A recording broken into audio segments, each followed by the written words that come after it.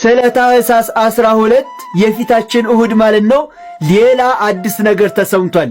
በጣም አስቸኳይ ስለሆነ ቪዲዮውን ለሁሉም ሼርና ኮፒ ሊንክ ላይክ ሪፖስት እያደረጋችሁ አዳርሱልኝ። ሁላችሁም ቤቱን ፎሎ አድርጉት። እንግዲህ በባለፈው ቪዲዮ እንደነገርኳችሁ ታኅሳስ 12 የፊታችን እሁድ ሰማይ የሚከፈትበት ጸሎታችን የሚያርግበት ርኅወተ ሰማይ የሚከናወንበት ቀን ነው ብዬ ቪዲዮ ሰርቼላችሁ ነበር።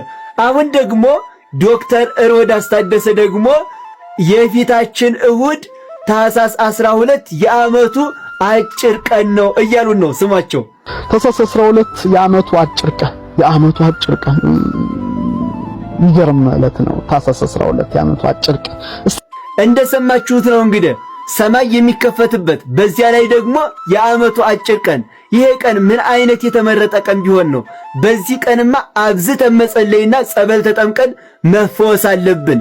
እናም መተት የማይታደስባት የምትባለው አይቺ ጊሽ ክርስቶስ ተምራ ማለት ነው እጅግ ፈዋይ ጸበል እንዳለ ሰማንና ጉዞ ወደ ጊሽ ክርስቶስ ተምራ አዘጋጅተናል። ታዲያ ከኛ ጋር ወደ ጊሽ ክርስቶስ ሰምራ ተጉዛችሁ ጸበሏን ተጠምቃችሁ ተፈውሳችሁ መመለስ የምትፈልጉ ሰዎች ካላችሁ ማለት ነው በ0961 21 21 21 ቀደም ብላችሁ ደውሉልን። አጭር ጊዜ ስለሆነ ማለት ነው።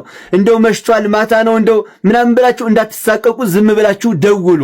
ሁላችሁም ኮሜንት ላይ ማለት ነው ታኅሳስ 12ን የምፈወስበት ቀን አድርግልኝ እያላችሁ ጻፉልኝ። ሁላችሁም 12ን ለፈውስ አድርግልኝ እያላችሁ ጻፉልኝ። ሁላችሁም ይህን ቪዲዮ ሼርና ኮፒ ሊንክ ላይክ እያደረጋችሁ ለሁሉም አዳርሱልኝ። ቤቱን ፎሎ ማድረግ እንዳትረሱ። እወዳችኋለሁ። ክብር በሉልኝ።